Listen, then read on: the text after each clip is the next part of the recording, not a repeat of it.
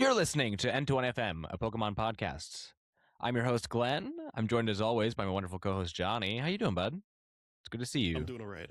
Yeah, it's good to see you too, bud. Yeah. I'm doing all right. I'm hanging in there.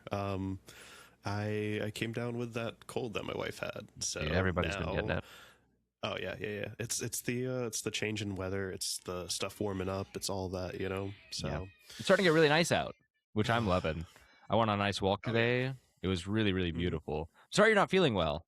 I had that okay. for a while. It was not pleasant. Yeah, Are you coming down? Are you on the mend? I'm hoping I'm on the mend. I've got, man, the congestion worked its way across my face basically this weekend. So like Friday, it's over here. Today, it basically was just, navigated to this side. So maybe that means it's on its way out. I'm hoping so. We can only hope. So. No, it's going to pull a new reverse. Watch. No, don't say that. Well, I'm glad to be here with you. It's good to see you. I appreciate you showing up. I've had a pretty busy weekend. Yesterday, hung out with some folks. Today, hung out with family, and then had a fun little time grabbing a drink with one of my good friends. And now here we are. I've been kind of neglecting my my Leaf Green playthrough over the weekend just because I've been so busy. But that's just how it is, man. I'll work on it throughout the week, but I gotta make sure I take care of stuff at home first. Understandable. Yeah. No, I'm with you there. We were doing a lot of chores, a lot of housework type stuff. It's important this weekend. Yeah, had a fun incident with cleaning up some stuff in our bedroom. Unfortunately, we were working on. Yeah, we had a section of drywall that had to get replaced like a few months back, and we just never like went to sand the plaster back down to paint. So my wife went ahead and did that since I wasn't like doing too well, and she didn't want me to like get any more crap into my lungs or nose or anything, right? And so she sands it down. We get the shop back from her uncle who's right next door, and she goes and she unfortunately did not check the shop vac when she plugged it in and turned it on, and she found out the hard way that the side of it, this is one of those ones that has like two sides for the hose, right? Yeah, you got one side that fills up a bag and the other side that just blows into an open container. Expels out the container. Geez, I'm sorry, man. That's rough. So we went from just doing that to suddenly there's dust everywhere in the room. So we had to just let it settle, turn the fans on, just let everything kind of clear out and settle back down, and then mop up and vacuum up and sweep up. But it happens. It's not the end of the world. True. It was already stuff that was on our plans and everything for the day anyway. So just guess justify it a little more. Yeah, probably so. How's that time change doing for you? Oh God, messed me up really bad. I'm so off today. Yeah. I like sat there in bed last night. It's like 1 a.m. I'm like watching crap on my phone, and I look at them. It's like 1, and I'm like, all right. When 2 o'clock rolls around, 2 o'clock comes around, and I'm like, all right, it's 3. What were you doing up at 2, bro? You know what? Go to sleep. I should have. I really should have. But I was too locked in. I was too locked in on stuff. All right. Sure, man. You've been farming them nuggets up on Nugget Bridge. Is that what it was? No, I wasn't. No nugget farming last night. I was finishing up the first season of that anime that I mentioned last week. Nice. The Imminence and Shadow. Yeah, I was finishing up the last episode of the first season. Sweet. God, killer series, by the way. Some of the funniest stuff I've ever seen, in my opinion. Cool. But, we can talk about it in what we're playing. Yeah. Sweet. It's good. Awesome. So, yeah. Well, that's my late night. That's awesome. N21FM, a Pokemon podcast. I'm glad to be here with you. Each and every week, for the most part, we go live usually on Mondays or Tuesdays for Patreon, and Thursdays for free feeds. If you want to get that early access, though, be sure to subscribe to our Patreon, patreon.com/terminalcreative, link in description. For $1 a month, you can get early access to the show and access to our bonus show, N21 Plus. We've got some really banger episodes on that show. This month, we're doing CalRx Game Corner Book Club for the bonus show, where we're going through Pokemon Leaf Green and talking about our journeys that. If you're listening right now on free feeds, we might actually have a collab episode of that up right now on the Patreon. Be sure to check that out. It's a low cost of $1. $5 a month, you can get access to our question feed every month. The March feed is pinned to the Patreon page, and $10 a month gets you your name read at the end of the show. But yeah, lots of good stuff on there. Also, other N21 Plus episodes if you want to hear what that we've got there. We've got our second Boozin' Battle on there. We've got a Pokemon Hot Takes episode on there. We had our top. It's an older one, but we had our top 3 cards each with For the Win TCG, our top cards of 2025. So be sure to check all that out. Help support the show. Helps keep us able to do what we do. And hopefully it'll help fund some Pokopia for us in the near future. Because let me tell you, that Switch 2 deal is enticing. I want to go to Sam's Club and just spend all my money. Maybe I'll do that with my tax return. Ooh, that'd be pretty sweet. That's not bad. Be very into that. All right. Well, that actually leads us pretty well into it. So let's talk about Pokopia, Johnny. You haven't played, have you? I have not played. I haven't really even looked at gameplay of it besides like just what has been shown in the trailers and stuff like that. I mean, it looks fun, to be fair. It's just I have not played.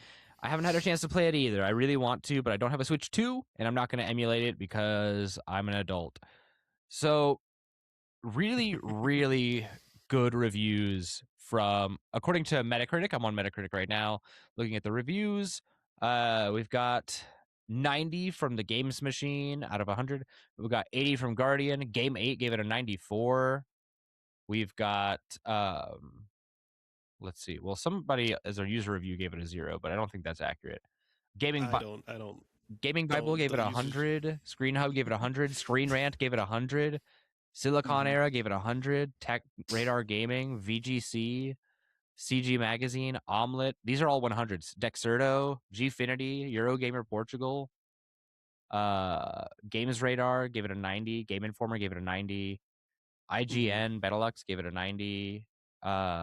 New York Times gave it a 90, which is pretty cool. IGN gave it a 90. I'm trying to see who else. GameSpot gave it a 90. Other stuff that people would know. I'm trying to see I wonder what the Washington Post gave it. Ooh, good point. Not the Washington Post. The Washington Post. There's not a lot of like low reviews. You don't have anything. Let me Control F. Washington.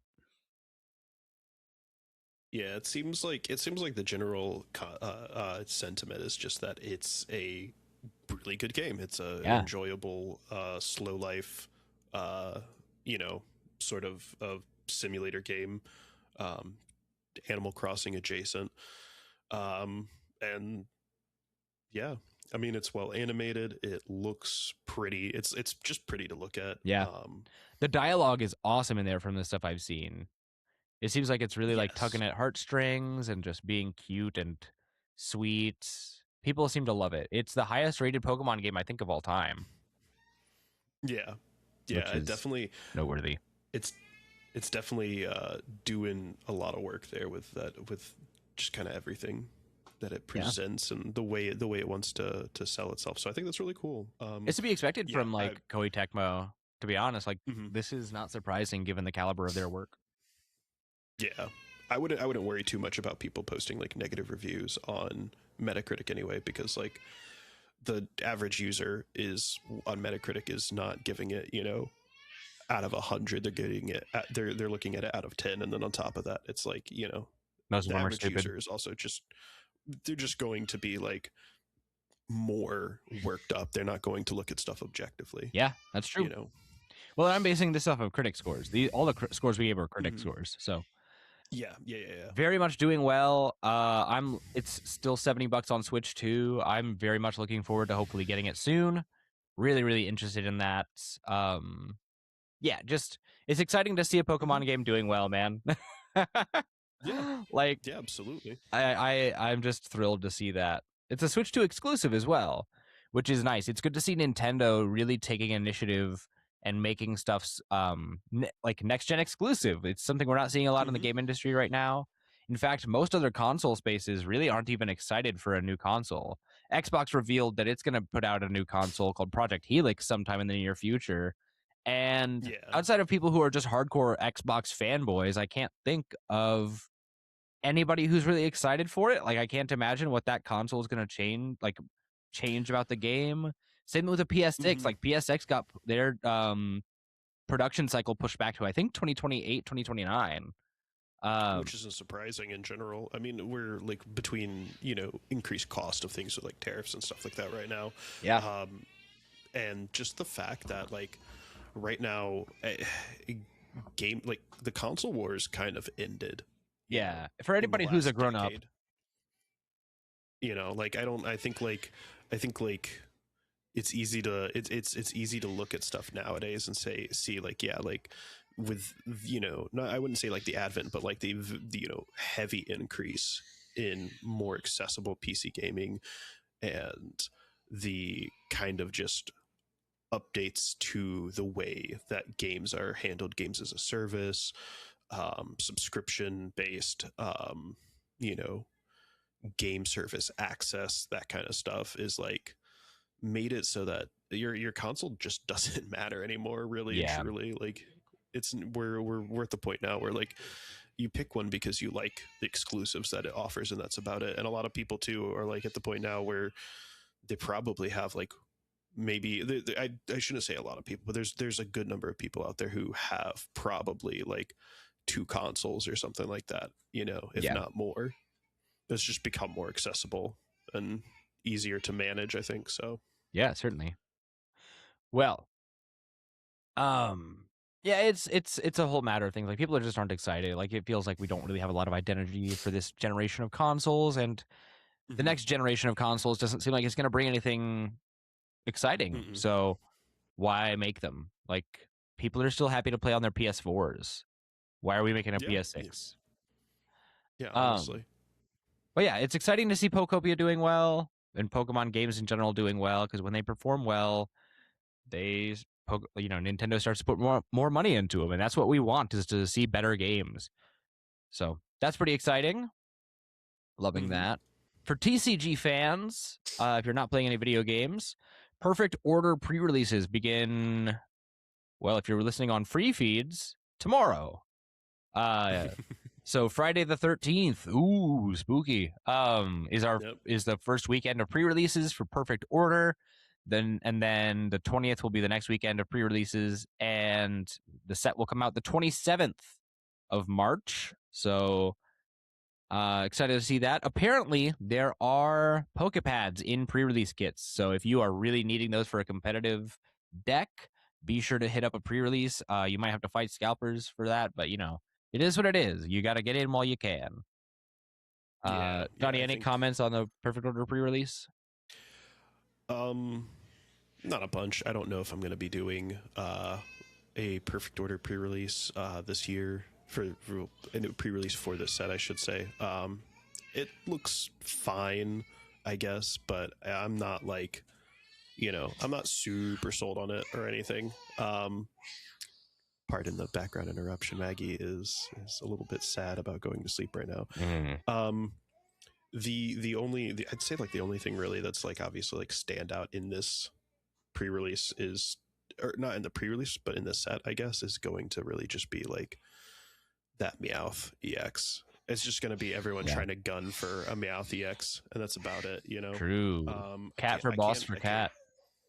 Yeah, exactly. I can't really think of like too much else that's going to be worthwhile for this set. Yeah, me neither. Pokepad. Mm-hmm. That'll be it. Pokepad reprint, which I think is good. Yeah. Glad to know that has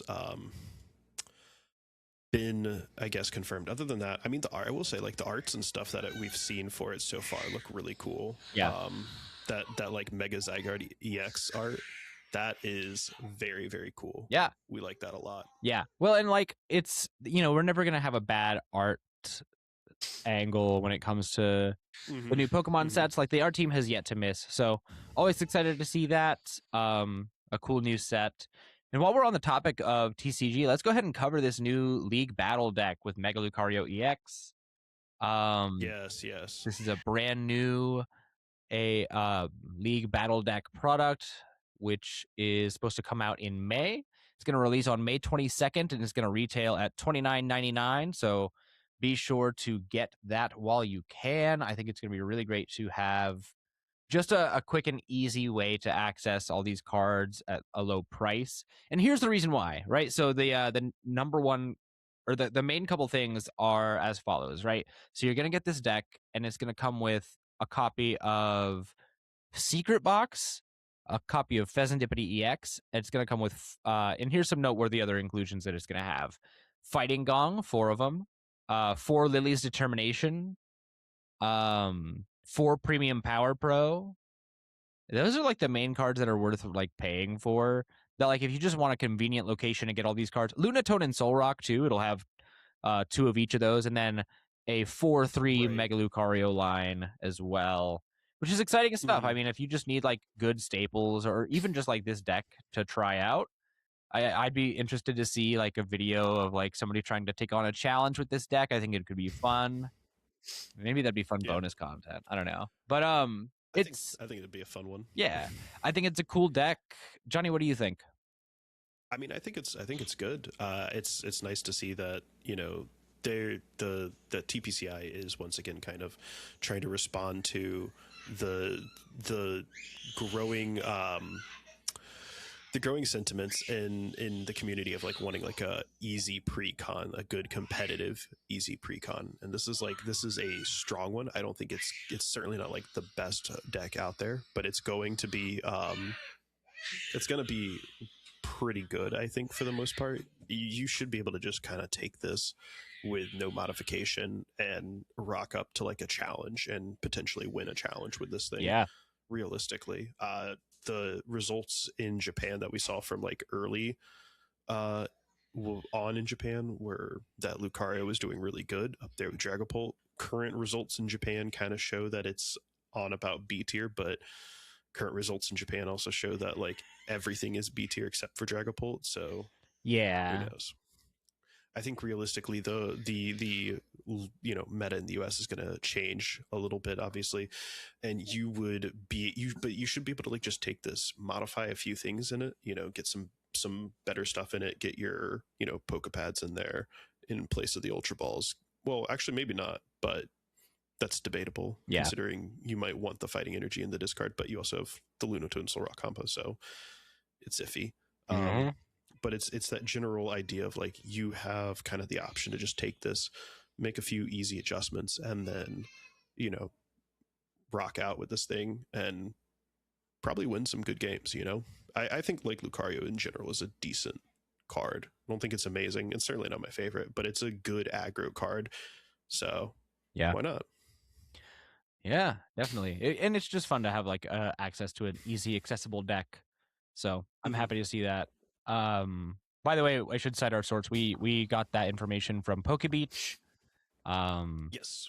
The perfect order stuff, I think, is just public knowledge. Yeah, pretty cool. Let's talk about I guess our next article, right? We're gonna take it easy on him because I just want to get through it. But more Gen 1 taxes, gamers. I hope you're enjoying. We're looking at our weekly movers and shakers article from Corbin Hostler over at TCG Player. And yeah, it's a big week for Gen 1 over here. We're looking at a handful of cards. This is coming to us, of course, from TCG Player. This article is called "The Biggest Price Spikes in Pokemon This Week, 3/4/26 or 2026."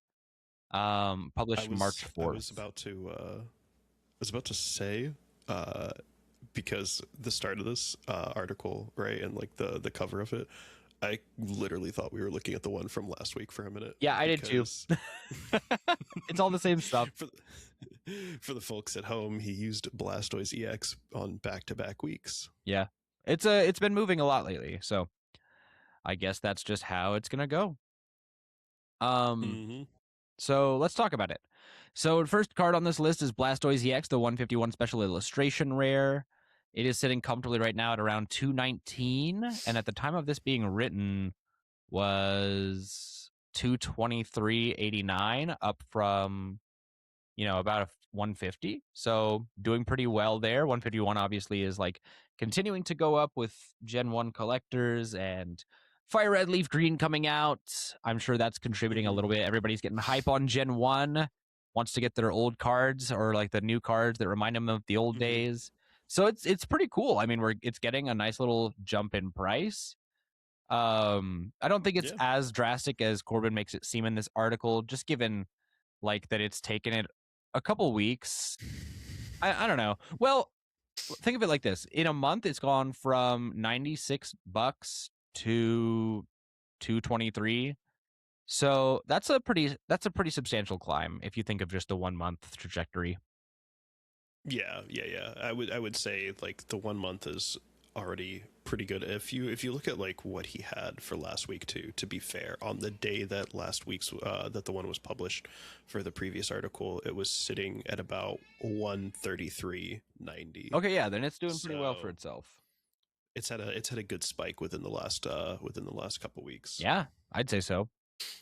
So good for Blastoise, big man Blastoise, for all you Gen 1 old heads out there.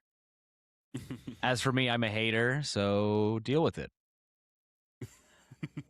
Let's see. Oh, my second least favorite Gen 1 Pokemon, or Gen 1 starter, Charizard EX, baby. Another 151 special illustration rare is so expensive right now. It is sitting comfortably at $498.46. Seems like it's going to continue to climb.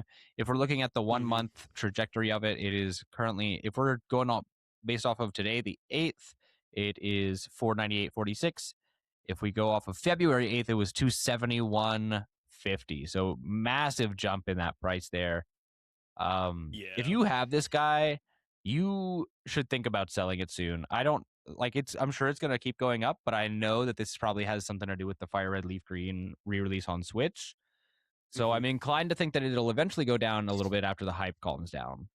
But that's just my thought. Again, this has never been financial advice. I should probably start saying that in the beginning, but just a thought. And the idea of like maybe scamming some crypto bros with this podcast, though. Yeah, but then we can get in legal trouble, and I don't want to deal with that. True. Yeah. Not legal advice. Not legal advice, not financial advice. Love you, mean it. Any thoughts on Charizard? I mean, this is like, it's Charizard. Yeah, always has been. It's Charizard, always has been. No neck Charizard, mind you. Oh, that's true. The famous no neck Charizard. Bro is just a head and a body.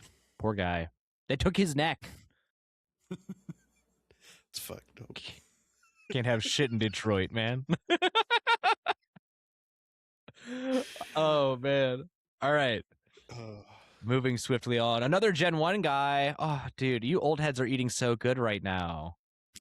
Everybody's like, oh, Team Rocket's so cool. I love Charizard. Give me more. You can have it. I'm out here defrauding Team Rocket. Yeah, dude. You're their number one. You're in their pockets right now. They own you pretty much. Team Rocket's Mewtwo EX from Destined Rivals, the special illustration rare featuring Giovanni on the front. This is a sick card.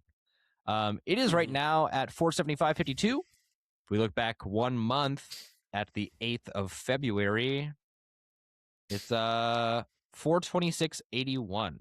So about a $50 jump. Looking nice. It's a cool card.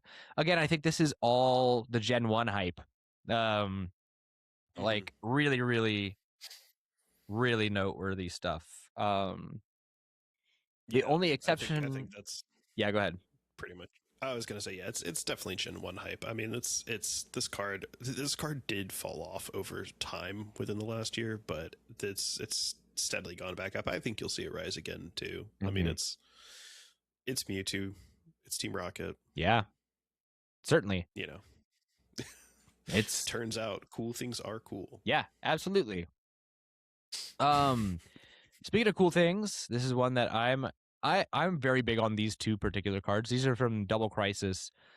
But only one of them is featured today. Team Magma's excuse me. I was burping. Team Magma's Groudon EX, the ultra rare from Double Crisis, is experienced a very small kind of jump up between February 24th and 25th. It jumped up about $20. So it's now $491.45. Not a huge spike in terms of like percentage, but $20 is nothing to sneeze at. What is curious about this though is it was at 510 in early February, and then it was like coming down from a massive, like it at its peak it was like 552, 554 even. This card is kind of it plateaued around 550 and then kind of has been coming down a little bit incrementally ever since. So 491 is where it's sitting right now, but that is after a small burst of a small little injection of value over the past couple of weeks. Maybe that's, if I had to speculate, I would guess that people are huffing the copium about maybe they port Ruby and Sapphire and Emerald to Switch the same way they did Leaf Green, Fire Red, which I get it. I think that's probably the case. I hope so. That's pretty cool. You know, I'd love to see Emerald on Switch. Yeah. Please. And I'd love to find out really quickly so that I can sell my copy of Ruby to a game store for $100. And then get it on Switch for 20. It'd be awesome. Right. But yeah, exciting times for that card. Do you like this Team Magma's Groudon card? Oh, I love it. I mean, one of my favorite things in general, especially with Oras, even having not played the game a ton. You haven't played Oras? Just the fact that I only played like half of Sapphire. Dude, you got to get on it. Like half of it. It's very good. I need to get back to it. I know. Well, one of my favorite things about it was the just the kind of like character redesign. Yeah. Of, like, the teams in general. Like I love the fact that they like gave the admins like proper identity. Dude, they made Maxie a twink. They did. That's true. They twinkified Maxie. They made Maxie a twink and Archie like a total himbo. Dude, and then on top I love that, himbo Archie. It's awesome. The teams are just cool. Yeah, they're sick. The teams are just cool. The uniforms rock. They're very cool to look at. Super exciting stuff. So yeah, it's cool to see Team Magma's Groudon doing well. I wonder how much the I'm gonna duplicate this tab real quick and actually find out, just because I'm curious. Team Aqua's Kyogre EX. Oh yeah, good point. I want to find out what the SIR is for this guy as well, or the ultra rare. Whoa, way more expensive. It's actually kind of on the downward trajectory, right? No, it's not. That's a lie. It like just dumped up from about like 442. Oh, never mind. That's like low scale stuff. Hold on. It's going up higher and higher and higher. That is not the near mint price. All right, TCG player, get your website in order, dude. Why am I looking at oh, this is near mint? Okay, so I'm seeing stuff for as low as 450 and as high as 1,000.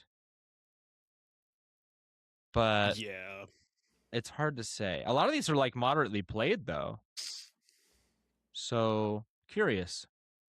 I mean, that's also like private sellers and stuff like that. Some people just are trying to offload a card. Well, the only $1,000 one I see is from TCG Player Direct. So another reason to not buy from them, because they'll scam you.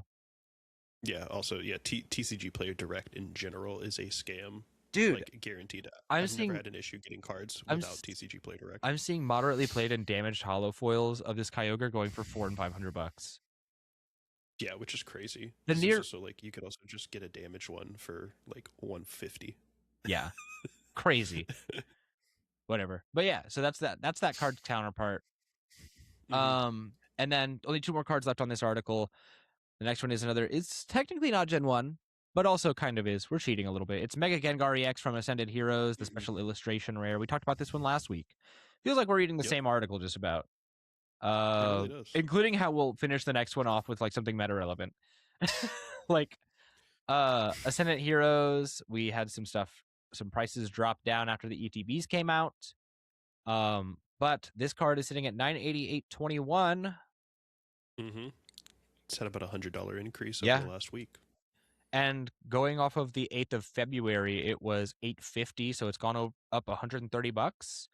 I mean, this is one card that's going to be expensive for a while. I'm sure that as the market equalizes, it'll go down some, but this is an expensive guy. If you pulled this, sell it, I'd say. Like, what are you waiting for? Oh, 100%. More than $1,000? Get real. I mean, like it might, but like you'll miss out on such a little amount of money. Like there's an event horizon where it's not worth holding on to anymore. Right. In my opinion. You say that, but then there's, you do the opposite and you sell it right away, like I did with Greninja. Oh, true. That guy like triples in price. True. And then you're like, okay, well, I don't know. I have a hot take. I have a hot take. I think this card looks like ass. Really? I don't like it. I don't like the way it looks. It does look a little awkward. I'll give it that. I'll give you that. I don't know. It's not my thing. It's a Gengar card. Whoopee. All right. Any comments on this Mega Gengar before we move on? It's cool. It does look awkward. I get it. I mean, also like Mega Gengar EX is just a terrible card in general. So true. Bad card. All right. Bad card. Next, we're back to talking about something meta relevant. The ends PP up. Oh yeah, go ahead. I was gonna say I will give I'll give Corbin, or at least Corbin's AI bot. I'll give Corbin and his AI bot a little bit of credit where credit's due. I like the fact that the team, whatever the squad. The squad is starting to give us some meta relevant cards in this article. In these articles, I would like to see more of those, and I would like to see more of that more frequently. Definitely, because I think it's worthwhile to talk about the prices on meta relevant cards. Like that's an important thing, especially. I mean, obviously, that's some of the stuff that I think is the most important. Yeah, exactly, because like secondary market card prices are, I think, always more important to player relevance than to collector relevance, because a lot of collectors are still interested in buying, sealed product to collect, because it's the fun of opening sealed product and collecting the rare card. Some collectors are just like, I just want, specific things, and so they buy singles, and that's fine. I encourage that more than I encourage buying sealed product, but I think that because of the way that the secondary market exists, it's much more relevant to players, even when it is, flashier cards, which in this case, it's the Ins PP up full art from Ascended Heroes. Yeah, definitely. I'm right there with you. I think it's always good to talk about meta relevant cards. Excuse me. I'm stoked about this. As a Zoroark enjoyer, I love that this is getting some love. And I'm happy to buy one for $10. It's currently at $9.48. It jumped up a little bit right now. After this article's been written, it's kind of falling down some, but it peaked at like $12.92, up from like $8. And the 1 month trajectory, if you look at it a month ago, it was $6.47. Now, a little $3 it seems like not much, but that's a 50% increase. So that is noteworthy. But NSPP up is an important card. You're going to want 1 to 2 of them for your Zoroark decks. So I recommend picking some of these up. I think they're great cards. They're not necessarily a great investment unless you can win a tournament with a Zoroark deck, but that's for you to decide. I think you can do it. It's a good card. Yeah. Good deck. Yeah, absolutely. And it goes as cards go. It also is nice to see that TPCI is, gotten into the spirit of printing these full arts for the Mega Evolutions era of stuff. I like these a lot more than just looking at, gold cards. Yeah. They look nicer. I'm right there with you. So next up, Yeah, I agree with you. I think the gold cards are ugly, and the full arts are way better. Yeah. Now, here's a little something extra for our fans of Pokopia. We actually didn't get to touch on this when we spoke about Pokopia, but there, according to Pokemon.com's news website, there are new Ditto plushes in the Pokemon Center's website. So let me scroll down to the article.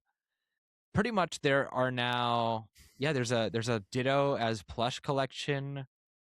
There's countless Ditto plushies, just like the regular plushie with the Ditto face on it from Pokopia. These are cute. What the heck? Oh, wow. There's Peopoli, I think. Ditto as Executor is actually really cute. Oh no, they're already sold out of Ditto is Trubbish. Nightmare. Ditto as Shaman is also sold out. Ditto as Magnemite is cute and sold out. I'm a big fan of Ditto as Magnemite. Yeah. And Ditto as Mimikyu. Ditto as Mimikyu is awesome. Because it's the top face, not the bottom one. That's so cool. I love these guys. They're so fun looking. Dude, Ditto as Sableye looks so cursed. Ditto as Sableye looks like Temu Sableye. Yeah, pretty much. That's so funny. That is so funny. Face on it. Yeah, man. Ditto as Mischievous. Yeah, these are cute little products. I think they have them as like just about everybody for the most part. There's like all the evolutions. There's a Vulpix. Lots of new Ditto themed products at the Pokemon Center. I'm actually thoroughly surprised that like stuff like the Magnemite and the Shaman and the Trubbish are sold out before like the evolutions are. Yeah. True. Dude, they got like they've got a they've got a bikini cover up, which is wild. Oh man. If you really care about that. They've got all the summer stuff, the lazy like Ditto pool float. Some t-shirts, some sleeves, and some greeting cards if you like that. That's cool. Lots of cool Ditto stuff. It's the year of Ditto right now.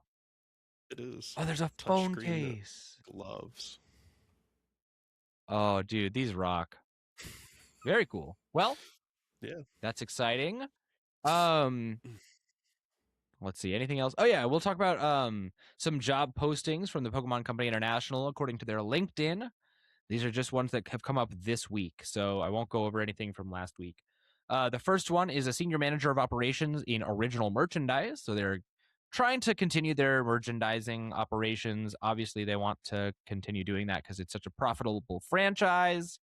I mean, they're just coming up with new products, I'm sure. So pretty exciting. There's a game producer that they want to work with. Now, I want to see this. As a game producer, you will support internal development teams by driving project planning, facilitating cross-disciplinary alignment, and ensuring clear possibilities across the game development lifecycle.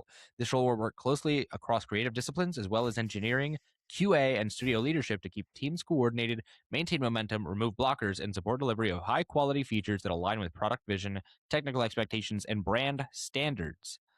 I'm trying to see what else there is. Well, you'll bring 5 to 7 years of related professional experience supporting cross-disciplinary game development teams. Prior experience bringing a successful PC, Mac, mobile game to market. Strong understanding of standard game development production processes and life cycles. Experience supporting the creative disciplines such as art, UI, UX, VFX, and design. Associated workflows within a development environment. Translating products. Demonstrated ability to adapt communication style, proven experience navigating ambiguity and breaking down complex work into clear, actionable steps. Clear, diverse experience with Jira for task management and bug tracking. I guess that's like a system they use. Most likely. So what this tells me is that this is a mobile game / PC Mac game, which is curious. Yeah, I think that's the big thing to note there is that they're working on maybe something new or maybe upgrading something to a mobile format. Yeah. It might be interesting to find out, see what that is. Yeah. Could be Champions, maybe. No, I feel like they already have their guy for Champions. Yeah, that I could be sounds wrong about though. right. They likely would. Yeah, this probably is something new, if I had to guess. Yeah. The next one's really exciting too. Oop. Sorry, I've dropped my phone. No problem. Senior community manager for esports and organized play. This is another really exciting job. The job summary is: as part of the larger brand communications organization, the community marketing and live streaming team is responsible for utilizing own channels to inform, engage, and establish two-way communications with Pokemon's players and fans. This role will lead on strategy to connect with our larger Play Pokemon community, working with senior managing, community and live streaming, and community and live streaming and community manager esports roles to connect official and unofficial Pokemon competitive organizations to property stakeholders, using tools and platforms to create communication and feedback pathways both to and from our players and fans. The role will coordinate cross-departmentally with marketing, public relations, premier events, organized play, product development, and customer service to support organizational and promotional goals, providing thought leadership and a strategic point of view to ensure community engagement initiatives are integrated into the company's broad marketing strategy. Brother, use a period. But that's the role. Seems like they're doing an esports strategy and just like organized play type of strategy. If I had to guess something about this seems like maybe Unite stuff going on, or just like somebody else to communicate, doing stuff like Oh, Chip Ritchie does, like stuff people in the Hive at regionals. potentially. I think I mean, because it says esports and organized play, if in this role they also have some stuff listed in the what you'll do section here on LinkedIn, and they have stuff about strategizing which digital spaces we create and reach Play Pokemon fans through, and how we do it with the goal of meeting community where they are and introducing new ways to bring them together. They have stuff about um, developing foundations and support for Play Pokemon local game stores and such. Oh wow. They have managing Play Pokemon resources and support, um, leading the global strategy for community marketing endeavors that promote Play Pokemon. So it sounds to me like this is someone who's going to be heavily in charge of just Play Pokemon in general, Yeah, seems um, cool. in a very hands-on capacity, Mm. as a leader within it. So it'll be interesting to see if that means that we're maybe going to get better support for Play Pokemon stuff. I hope so. Very exciting Yeah, stuff. absolutely. I mean, it's nice to see, since I've started even playing, that there has been more support overall with Play Pokemon within the last year. I would say, like compared to my first season, there's been more support in my second season and third season now. Yeah. No, for sure. There's been a lot of cool growth, and I'm excited to see more of it. Next Mm-hmm. jobs are senior AR learning and development program lead. What does AR mean in this? Oh, automated retail. So this Okay. seems like vending machines to me. Probably a vending machine, You can something or also other. check out these jobs at the Pokemon Company International's LinkedIn. This next one is a senior corporate strategy manager and a senior corporate communication specialist. So just moving some jobs around in corporate. I mean, I'm not surprised to see that at all. Yeah, it's I mean, that's standard in general. Corporate turnover and stuff like that happens Yeah. regularly, even among game companies and stuff like this. You'll have someone who works for Pokemon and they'll go off to do something else that's completely unrelated to games, but it is related to, marketing a product in some capacity. And the perfect person for these, I mean, they post these on LinkedIn, but realistically, the perfect person for these is either someone like who's an internal hire who is set up for this, or if it's like something super corporate, like senior corporate strategy, that might be someone who's more scouted out from another company and talked to. Because if you look at like the pay grades on these, also these are like the senior corporate strategy manager, someone is a 6-figure job. This is Yeah. a baseline salary of 154,000 a year up to almost 300,000 a year. So this is like someone who is definitely, very like in there in that capacity. They have been in this kind of position for a long time. They have the knowledge and expertise within some sort of corporate structure. Yeah. You know, Certainly. So that's everything. Do you have any other comments on these job listings before we kind of move on to the next section? No, not too much. I think we've covered like the interesting ones, honestly. Yeah. Corporate's corporate. Yeah. Corporate's boring. I agree. Cool. Well, um, let's talk about what we're playing, and then I have one more topic I want us to get into. It's not in the doc, so I'll talk to you about it. But it's something I want to save until the end of the show. Because it is, I can't believe we forgot to talk about it. It is something inherently political, and I want to give people the opportunity to dodge that if they don't want to hear it. So that's fair. Just be warned if you're staying until the end after the what we're playing section. Johnny, you probably know what we're going to talk about, and we'll get it up there. I have a good idea of it. Yeah. But I just want to give everybody that opportunity. So let's talk about what we're playing before we get into that. Johnny, you can go first. Yeah, absolutely. How are those games of Archaladon going? I hate this deck, man. I hate Archaladon so much. Do not. If you're listening to this and you're thinking about playing Archaladon, I'm gonna save you the trouble right now. Do not play it. Bad deck. I am trying different ways. I'm trying so many different ways, and it's just terrible. Like, it is just an inherently terrible deck. I think that if Archaladon, if we had some of the stuff we have now, coupled with things from like, F block, I think Archaladon could be like a crazy good deck. Yeah. I think like Pokestop would honestly like solve a ton of problems for Archaladon, mainly just because like the way that I see like that working out is just Archaladon and Dusks. I think like that would be like the perfect combo, because Archaladon's biggest issue is just it doesn't do enough, Right. It just doesn't. It just needs like a guy to do a little bit more to help it out. And that's so difficult right now. I've done Poison, and you end up leaning on Petron way more than you lean on Archaladon. I've done the just straight Archaladon, and that's just bad. I've done Archaladon with like Risky Ruins and Monkeys, and that's bad. I've done Archaladon with like a hops list, and I just end up playing more hops than I play Archaladon. Yeah.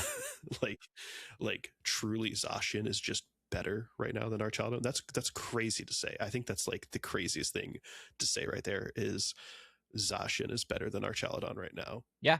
Like, that's crazy. Because like it's like I can literally go against like a Dragapult list, see, they'll drop like Badoo and have like Dusk and Dreepy on the bench or something, and I can go, okay, cool, Iron Bundle, give me one of those two guys, and two guys are getting KO'd because that Badoo is going bye-bye. Yeah. Like, that's better. That's insane that's better. Yeah. Terrible deck. Don't play Archaladon. Just don't. Save yourself the trouble. Yeah. Not good. This is just not fun.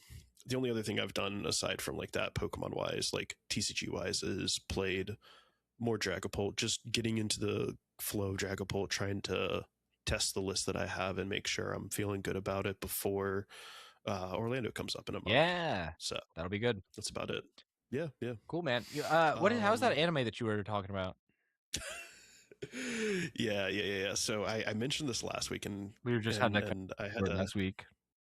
Yeah, I had to cut it short. So, yeah, the Imminence of Shadow. So, I don't want to like drone on about it, because like I know not everyone cares about this stuff, but this has truly been like probably one of my favorite shows that I've watched within the last year in general. It's been around for a little bit, but it is truly some of the funniest script writing I've seen for one of these kinds of shows. So like the general, what's the premise of this show?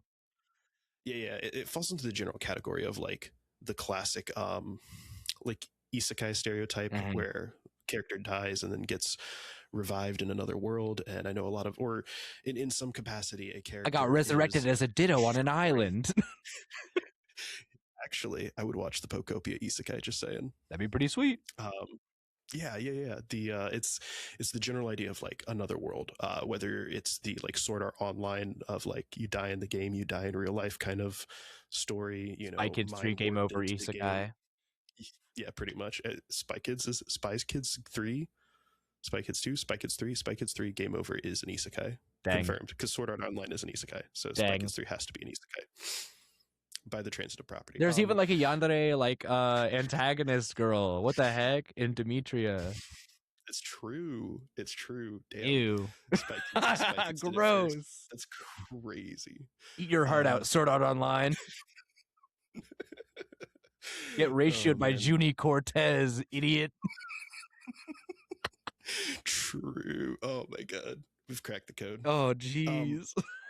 But yeah, the general premise in this series is like the main character is like in real life and in the world that he gets transported into, he is obsessed with like being perceived as like a background character, but wants to be like super strong and wants to be like the guy who's like coming out of the shadows and fighting people and kicking bad guys' butts and then disappearing and nobody knows who he is. And he's just like, he's a super edgelord. It's like Shadow the Hedgehog levels of like edge. Latinos. Yeah, exactly. And so he gets hit by a truck, dies, gets sent to another world. And the premise is generally that in this other world, he learns magic and somehow like gets better at magic than just about anyone in this world, but like never reveals it. Learns how to like cure cursed people, helps out some elf girl who then like devotes her life to helping him. And he comes up with a story on the spot of she was possessed by like evil magic or something like that. And there's an evil cult that possessed her. And he's just pulling this stuff from like storybooks nearby and stuff like that when he's explaining it to her. So he tells her this and they end up recruiting more people under the same premise. And he's just like, oh, she's just playing along with my LARP. It's whatever, you know? Sure. Turns out the LARP it's still his LARP, but it's real. This cult apparently exists. The elf girl knows that the cult exists. All the people she helps him recruit learn that the cult exists. And the guy just thinks that everyone is playing along with him. He is certifiably delusional. That's crazy. Also absurdly strong. It's that's pretty cool. So he literally just goes through his life thinking that everyone, he's like, oh yeah, we killed these people, they were bandits. And it's like, nah dude, this guy was like evil trying to summon like the overlord demon or some shit, you know? Like it is absurd how like out of touch this guy is with his reality.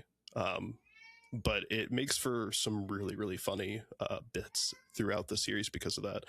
And to have kind of like what would be the main story in anything else relegated to the background of the series, I think is what makes it so satisfying to like watch. Is like you get these moments of him like doing cool stuff and know that he's like thinks he's just like an edgelord anime character, and everything that's happening is like, oh, we had that, and then stories happening in the background, and you get like bits and pieces of it, and you get to kind of like solve it yourself a little bit as it goes, which is really fun. That's cool, man. So that sounds interesting. It's I would highly recommend watching it. I think it's worth just about anyone taking a watch and seeing. But yeah, nice. You heard it here first, folks. Check that out. It's called. Say it again. It's called The Imminence in Shadow. There you go. Cool. I want to make sure, because I'm sure I've had moments before when I'm listening to a podcast and they're like, oh, let's talk about this thing. And then they start describing it. And I'm like, oh, that sounds sick. And then they never mention what it's called again. What is it? What is it? And then you have to backtrack. It's a nightmare. Cool, man. That sounds cool. I won't watch it. I don't watch TV really. That's fair. But it does sound interesting. Like it's nothing personal. I don't watch TV. No, you're good. It's definitely worthwhile watch. I think for just about anyone. If you're into anime, if you're into the isekai tropes, if you're not into the isekai trope and you want to watch something that might change your mind about them or like just be funny, watch Spy Kids 3D. In general, like that. Watch Spy Kids 3D. Yeah, exactly. Watch The Imminence in Shadow. Sorry. And then aside from that, I've been playing Fire Red. Nice. We will get into my progress in the bonus episode. Very nice. Looking forward to that. Spoiler alerts, it wasn't a ton. Yeah. That's okay. You got sick. Yeah. Yeah. Cool, man. I've been Mhm. playing, obviously, Leaf Green, which we'll talk about in the Patreon in the bonus episode, patreon.com/terminal creative, or the link in the description below. Be sure to check that out. $1 a month to get you access to that show. It's very nice, very good value. But in addition to that, I've also been playing some other games. I've been playing Ruby on my Game Boy Advance. I restarted my save because I realized that all of my guys were bad. Um, Ooh. like a lot of them had like natures that conflicted with the playstyles I was going for. Like, and Mhm. at one point I literally just had a crash out moment where I was like, I hate the Torchic line, bro. It sucks. Torchic sucks. Combuskin sucks. Blaziken sucks, dude. I don't Oh care. man. Get away from me. Like Bro. I was so stuck and I was so over it. I was like, I'm just restarting. I'm gonna get Mudkip again, and I'm actually gonna enjoy playing the game. I think I spread myself a little too thin and caught too many Pokemon. So I'm gonna try to be way more disciplined about who all I catch and just like play with what I Mhm. need. So it'll Yeah. probably be Mudkip, Ralts, and a Nincada for a long time, and I guess like a Zigzagoon for my HMs. But Yeah, you gotta have a Zigzagoon early. I'm not gonna mess around with like anything more than that, dude. It's so treacherous to try and level everybody up. So Yeah, Emerald's a weird one with that, where like you have to like or Ruby, or Ruby, yeah, yeah, yeah. Third gen in general is like that, where you have to like be very like precise with how you want to approach it. yeah, Um, in that regard, I mean, there's like obviously like really good stuff early, and then if you aren't going for the really good stuff early, then you're just kind of like swamped with a lot of like bulkmon, unfortunately. yeah, they suck. I'd say like the only other like good thing to get early maybe is like a Shroomish. Um, Not gonna do but that. then yeah, it's not worth it really, Shroomish. because if you want like Oh yes, yeah, yeah, yeah, yeah. mhm. The only good reason for Shroomish is to like spend forever leveling it to get Spore, Yeah. which is unfortunate because like it doesn't get Spore until like level like 30 or 40 Yep. something, which is like, dude, you don't want to do that because Shroomish is bad, but Spore like Subspore Seed Focus Punch is like the Breloom bread and butter Yeah, combo. it's pretty good. Mm-hmm. Yeah, I don't have that kind of patience, so I'm gonna play it the way I like to play it. Yeah, yeah. I mean, that's totally valid. And then I started a Heart Gold playthrough on my totally Nice. legit Nintendo DS. Um Yeah. What'd you go for? Who'd you go for? who did I go for? I went for Chikorita Nice. Okay. per my wife's request. So, Mm-hmm. and also Meganium's pretty good. I no, it's not. It's awful. But I love Oh, Meganium. I'm a Meganium am I like defender. misremembering? Yeah, statistically the worst starter. Um, but yeah, like I'm excited to play through it again.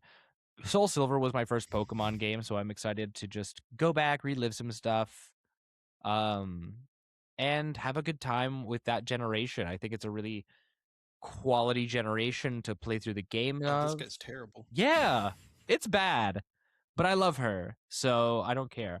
I think Oh I think God. every starter in that gen is actually a banger. And people disagree with me because of Meganium, but I think those people are haters. So Design cool. I don't like most of them for their stats. Most of them have like terrible yeah, stats. bad stats. I I thought guess. Meganium was better than what it Nope. is. Oh, You this heard it is here awful. first, folks. Blaziken bad, Meganium good. Yeah. No, that's valid. Get That's so real. valid. That's so valid. Dude. And as far as TCG goes, I've been playing Zoroark still. I'm Zoroark build forever, dude. I don't think Mhm. I'm gonna play another deck until that thing rotates.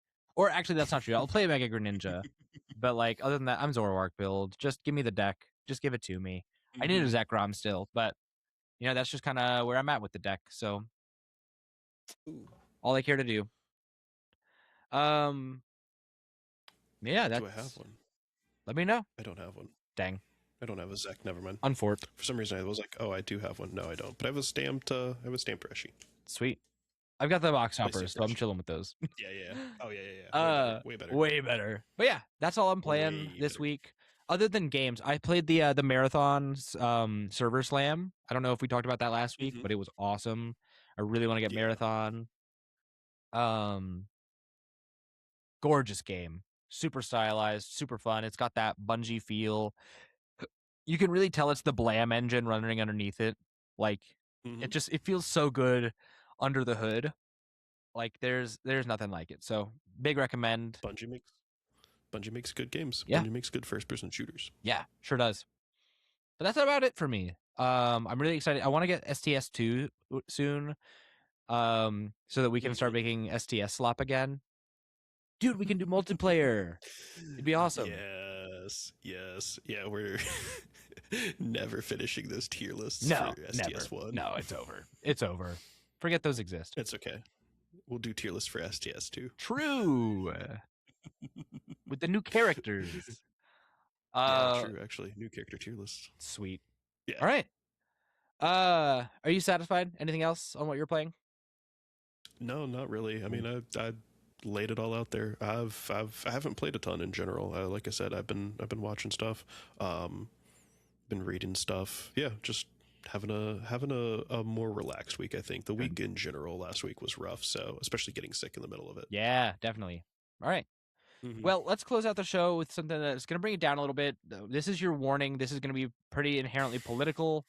So if you don't care to hear that kind of stuff, you can go ahead and, head out now. We appreciate you if you're ducking out at this point. Leave a like and a comment still. Subscribe if you're new here, but I just want to give you that opportunity. This is your out. Because I understand enough people come to this show for kind of an escape from all that. But let's move on a little bit. I had to actually look for a couple of different sources for a reasonable article source because a lot of them were just weird. Another my light has died, of course. But this one, I'm using the article from People Magazine, people.com. The article is titled "Pokemon Slams White House for Using Pikachu in MAGA Meme. Our mission," and then quote, "Our mission is to bring the world together," end quote. This is an article by Brooke Migden, published on March 7th, so yesterday morning at the time of recording this. What has happened basically is there was a Pokopia caption, meme generator pretty much released on public forums. And people have been making their little memes with that, but then the White House posted with with that same meme, or I guess just that used that text generator, saying "Make America Great Again" on Twitter. So they just posted the slogan in the text generator, which obviously got some backlash. And then I want to before we get into our opinions on it, I want to give what actually happened as well. The Pokemon Company responded to this. They said, "We are aware of a recent Sorry, I'm going to give you the full quote. This is from Sravanti Dev, I believe, a company spokeswoman. So she said, "We are aware of recent." Sorry, she said, "We quote." "We are aware of recent social content that includes imagery associated with our brand. We were not involved in its creation or distribution, and no permission was granted for the use of our intellectual property. Our mission is to bring the world together, and that mission is not affiliated with any political viewpoint or agenda," end quote. So, and I don't want to spend a ton of time on this just because I want to wrap kind of soon here. But there's a lot of precedent now for the Pokemon Company going up against the current administration's rhetoric and ideology. Some people point out history of supporting quote unquote left leaning ideologies, even though I don't think that's necessarily true. I don't think some of these aren't partisan politics. They're things like police brutality and queer inclusive rights, so I don't think that, and maybe this is just me being opinionated, but those don't seem like left-wing, right-wing politics. Those seem like social problems that people want to politicize because it gets somebody elected. But that's neither here nor there. The point is, people are criticizing Pokemon for claiming to not want to be affiliated with an agenda, but simultaneously having contributed to stuff that they consider agendas in the past. And to address that, I think that's an immature way of perceiving to Mm-hmm. it's an inappropriate lens to view this through, right? Because what Pokemon has done in the past is stand up against injustice, or even if you're critical, perceived injustice, and they want to uplift and uphold people who are marginalized and stand by those who need to be stood by and lifted up. Um, for instance, recently the White House or Homeland Security also posted a video on Twitter with Pokemon's "Gotta Catch 'Em All" slogan, Mm-hmm. with the ice raids. So Mm-hmm. I don't think there's any lawsuits or legal action being taken, but it's getting to that point. I feel it coming. Hopefully, that maybe we'll get some legal action taken. And you don't want to mess with Nintendo's lawyers, man. Like, Well, it's funny you should mention that, and I think this is perfect to bring this up because this does tie into something that I read recently. There was a article posted in a Discord server we both are part of, titled what was it from? Aftermath mm-hmm. wrote this article. Nintendo is suing the U.S. government over tariffs, Oh, and there's a lawsuit.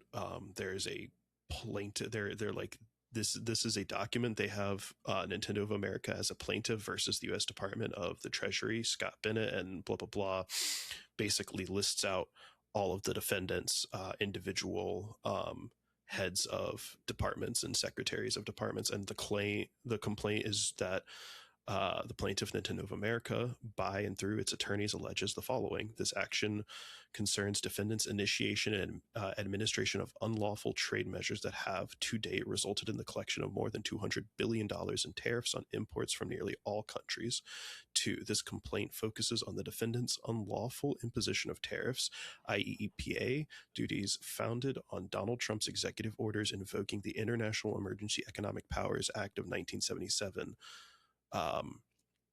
It just continues from there, but so Nintendo is already filing against the U.S. government. Nintendo of America specifically is filing against the U.S. government over loss of money. oh wow, in regards to tariffs, right? If and they are alleging $200 billion in a loss of money. That's huge yeah, for them to do that. This was filed 2 days ago at the time of recording, so March 6th, 2026. jeez, This is big. This is a huge thing for them to do. So with a lot of the other like we mentioned, like you mentioned, with the uses of the Pokemon IP to promote Department of Homeland Security and ICE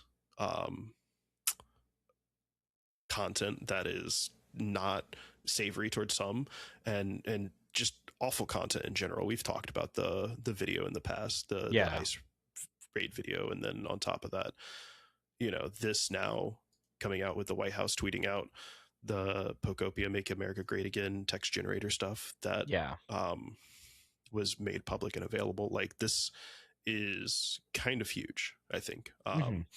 I'd say so. And yeah, like I think that I don't really, I genuinely hope that they continue to piss Nintendo off enough to get sued more. Like, genuinely. But at the same time, it's like they do, like, if this was anyone really, this should be seen as a warning. The lawsuit over lost money should be seen as a warning, because they will start going after them for just the use of the IP, right? Because that's blatant. Like, if the White House and if Department of Homeland Security start using Nintendo IPs for various things, various promotional activities of their own, whatever, it's going to signal to others that Nintendo is not going to go after them if Nintendo doesn't go after them. And so I think like now's the time that Nintendo and the Pokemon Company should start really considering how they want to approach this, because it's entering dangerous territory. Yeah, certainly. Really and truly. And it's just gross, dude. This is gross. Like, we don't need a game that's literally based on, like, Pokopia is literally a game founded on building a community, like in a diverse group of creatures, you know, and trying to manage this community and have fun with all of these different creatures, like, and that each of them brings their own strength. Yeah, exactly. Like in a game that's literally about like using everyone's individual strengths to come together and build a community, and you're going to just use like the promotional materials for it to further divide the country it's just gross, dude. Yeah. It's just gross. Yeah. There's no place for that. I don't think what they posted on the White House page was like reprehensible. It's not reprehensible, yeah, but it is poor taste specific to the brand. Right. So it's here, and I want you to hear me out, because like obviously like what I'm saying, you have to. It's a full statement that comes. It's a very loaded It's a heavy conversation. I really don't think it's like an enormous deal that they tweeted out something that just said the slogan. Where it does become a big deal is when you understand what's behind it. Because it's not just as simple and innocent as, oh, they posted the slogan in the Pokopia font. Like it's more than that. They're weaponizing, they're doing their best to like to get people in and on their side. They're trying to get the gamers to join them. Like they're trying to pander to anybody they have, which I can't imagine being a Pokemon fan and also being like heavy right wing. Because like also you'll understand, and yet, right? And yet, you'll understand though, like you'll know, as I'm sure most people know if they're politically involved at all, like the current administration's approval rates are down really, really bad. Like yeah, pretty horrendous. Like it's really, really surprising that to think of that you could even be that leaning. And obviously people should understand that you and I, Johnny, have a left-leaning bias. So if you're looking for like a strictly objective view of this conversation, this isn't the place for that, and I'm sorry that we can't provide that for you, but we have that bias. Because like at least socially we fully like are bought into that. It's important to us. And I won't apologize for standing up for injustice in any way that we can. Yeah, I mean, I'm not gonna say like I don't think it's wrong to have this bias. I think Oh no, I'm just it's just if you came for like, objectivity, we don't have that exactly. Yeah. But this is like the issue that I have too with it is like you said, it's designed to get people in. But the other issue I have with it also is just what the Make America Great Again slogan has been, because from the beginning, from 2014, 2015, when the election cycle started, when this slogan was thrown around, he used this as his slogan, while also demonizing Mexicans, while also demonizing Muslims, while targeting people of disability, of people who don't adhere to a gender binary, people who aren't straight, or white, people who aren't. It's exactly pretty much just anyone who's not a straight white man, really and truly. And it's wild that like they would do this in general, because like I've already said, but then it does invoke those ideals at the end of the day. It's designed to get people in, but it does also, to me, it still is kind of reprehensible, because it does invoke those ideals. In general, the slogan is by virtue of what it was used from at the start, Yeah. just a terrible thing. Well, and I suppose that's what I was getting at. Maybe I did a not great job of explaining it, but I think you did a good job. Okay. I think you did. Your point of view on it, I think, is the same as mine. Yeah. Just I'm probably being a little more like direct with it. Yeah. Well, no, I totally understand. The point is like it's not like it's not the problem isn't that the White House posted the slogan of a presidential, well, he's not a presidential candidate, of a politician with the Pokopia font. That's not the issue. The issue is the fact that the slogan they choose to use has been used to otherize people who have historically been marginalized for centuries, and is continually used to otherize and demonize those people groups. And that is where it becomes problematic. Like, and that's the kind of stuff that we should be speaking out against as a community, as citizens. So I am hopeful that this gets further action from Pokemon, because of course they don't want their property being used for any political stuff, or at least not that political stuff. Because ultimately, people who have the gripe of like, oh, they say they don't want to get political, but they subscribe to these ideologies and agendas. It's like, yeah, dude, it's their brand. They can choose who and what they endorse. Yeah, and if you don't like it, go somewhere else. We've already been over, whether companies can, in the U.S., whether a company can, deny access to a gay couple for baking a cake. Yeah, dude, this is your gay cake. Corporation. Yeah, this is literally, surely a large corporation is allowed to decide whether they support, a divisive political agenda that's built on the foundations of demonizing marginalized communities. Yeah, like absolutely, it's insane. Yeah. Also, I don't think there's anyone who's listening who is within that sphere, but if there is, and your argument is about, well, what about Hillary and Pokemon Go to the polls? We don't like her either. Shut up, dude. Yeah. I mean, one, we don't really like her either, but two, that's also different. It was a cringy statement made once, and it was also used as a bit for a specific I don't know how to kind of word this. I guess, so I'll do it. It was a bit for a local. Yeah, go ahead. So the Hillary Clinton thing. First of all, we don't like Hillary either. Like, let's be clear about that. But at least I don't. She can choke, dude. I don't care.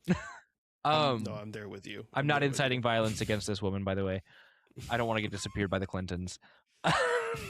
But like, her statement was to get people excited to go and vote. Obviously, there was the spin of she was a Democratic candidate and she wanted people to vote Democrat. But she was utilizing the hype to get people to go and vote. It was an action. It was a call to action using a news, like a zeitgeist item and a buzzword to get people to go and be motivated to participate and do their civic duty.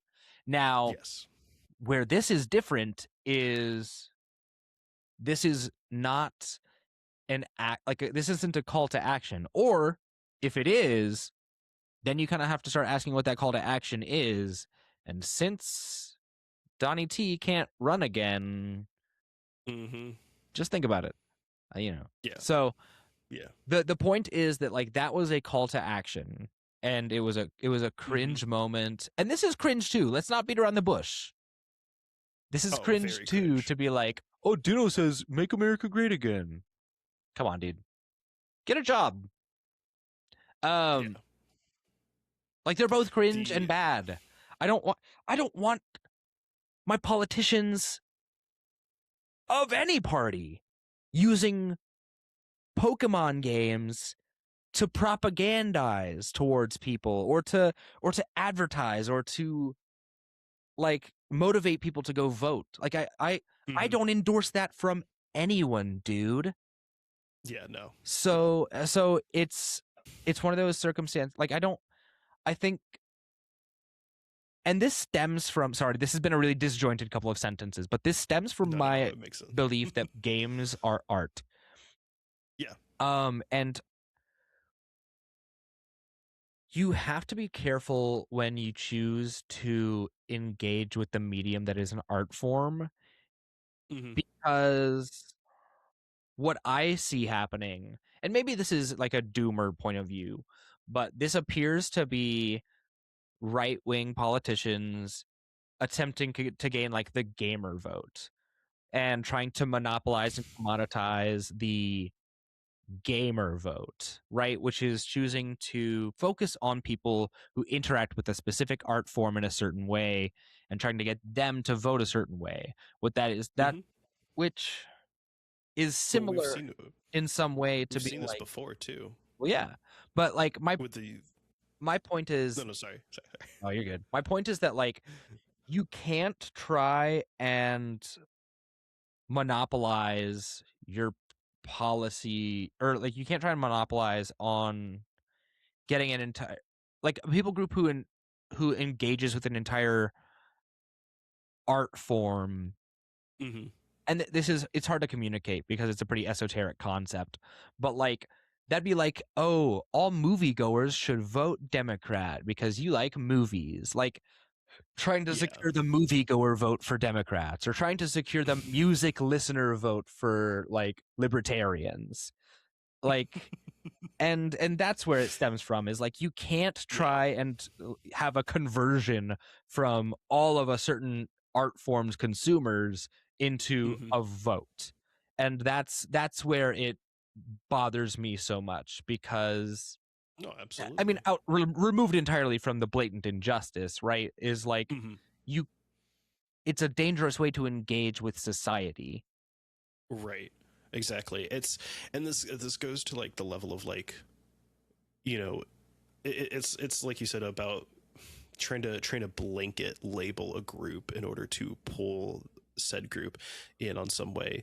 You know, I'm sure people will say, you know, the argument about, well, you know, what about the agenda pushed in this movie or that movie? And it's like, one, movies don't have agendas, really and truly, Well, unless and it's if they like do, one they of have the those right to Ben exist. Shapiro made.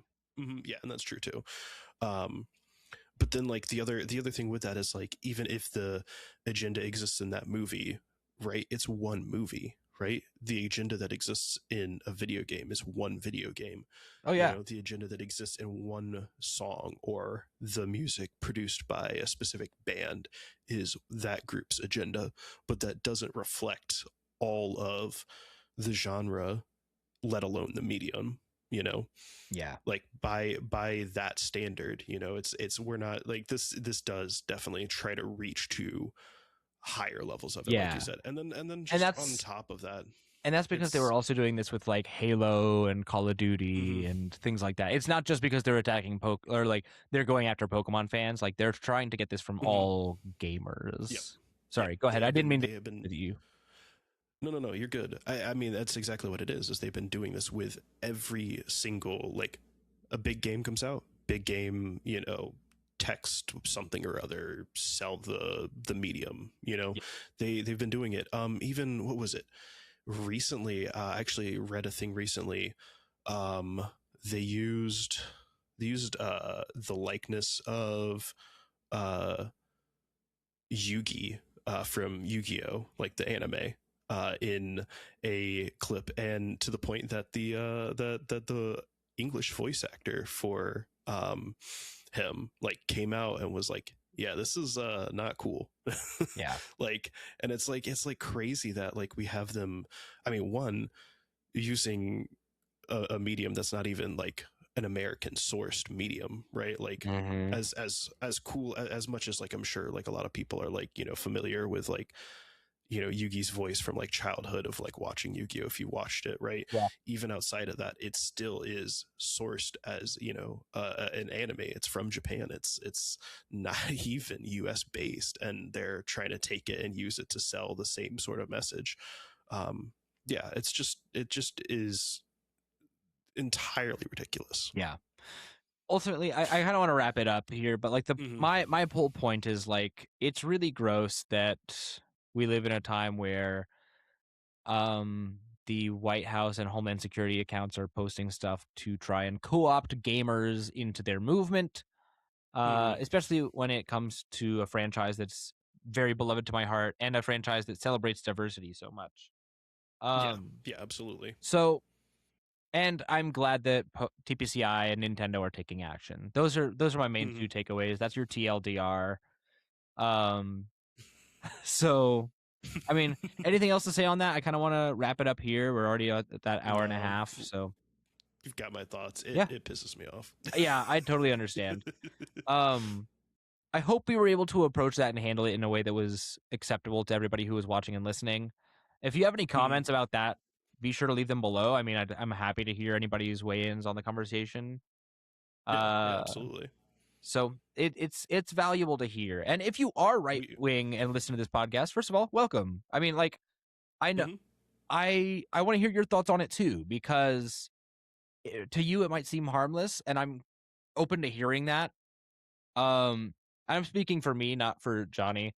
Um, No, I will listen. yeah, Doesn't mean that it doesn't mean that I'll ever agree, but I will certainly hear you out in your comment. yeah, I will also absolutely reserve the right to preemptively or postemptively call you stupid for it. I'm sorry if that is going to antagonize you into uh, leaving something more inflammatory. If that's the case, that's your choice. But that is that I have.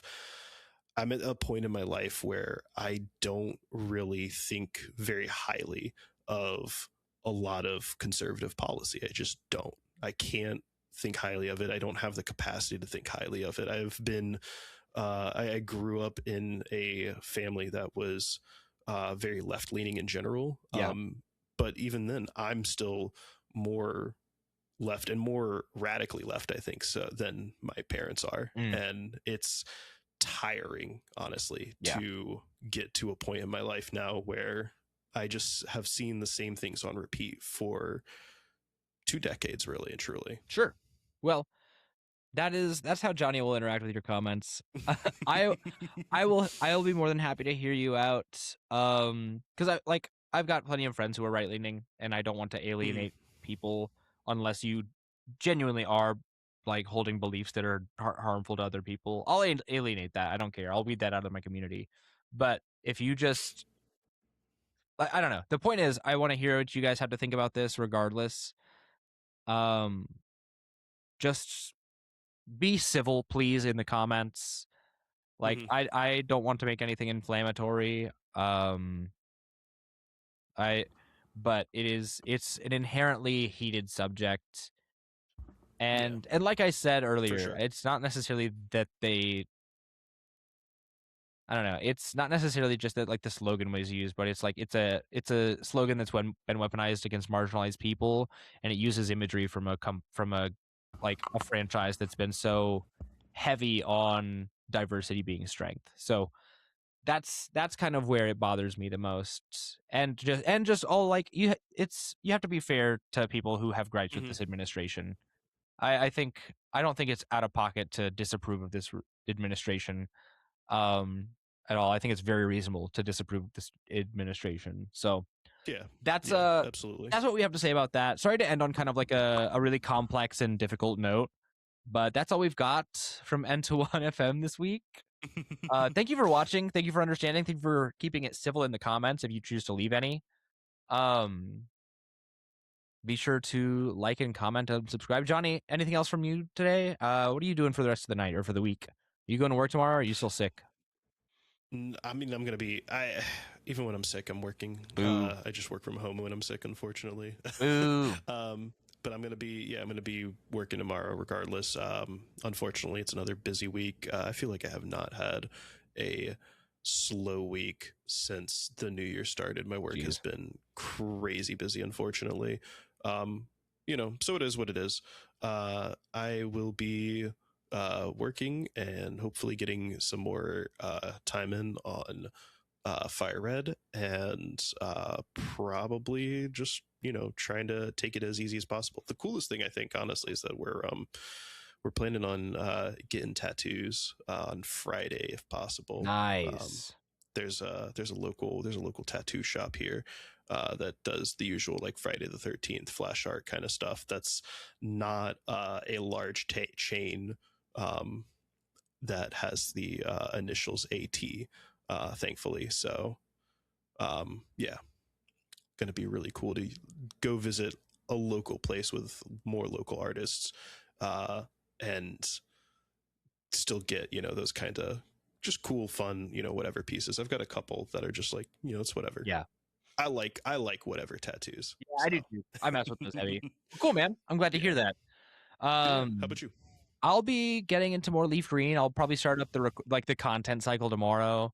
Try to start making some clips and just like lock in, do some housework. I've been really busy around like the content sphere, so I want to make sure I'm locking in and helping take care of my home as well, because I know my wife's been not super pleased about that, and I want to do right by her. So that's all for me, really. That'll be all I'm doing is working on content and working on housework. I got normal job to do, so things of that nature. That's awesome. Yeah. Well, this has been a great episode of N21FM, a Pokemon podcast. Johnny, thank you for your time. Thank you for being here. I know you've been putting in heavy hours on the show lately, so I'm glad to have you here and continuing to show up week over week. Thank you very much for that. Yeah, absolutely. Of course. And thank you everyone out there for your support and your viewership. It means a lot to us. If you want to support us, you can go over to patreon.com/terminalcreative or use the link in the description. $1 a month, $5 a month, $10 a month, all that good stuff. Get your early access, your bonus content, your questions read on the show. And even if you don't want to do all that, just leave a like, leave a comment, subscribe, follow us on Spotify, leave a review. All that stuff is extremely helpful. But yeah, that's it from us. Thank you, even if you're just supporting for free. And we'll see you in the next one. Farewell.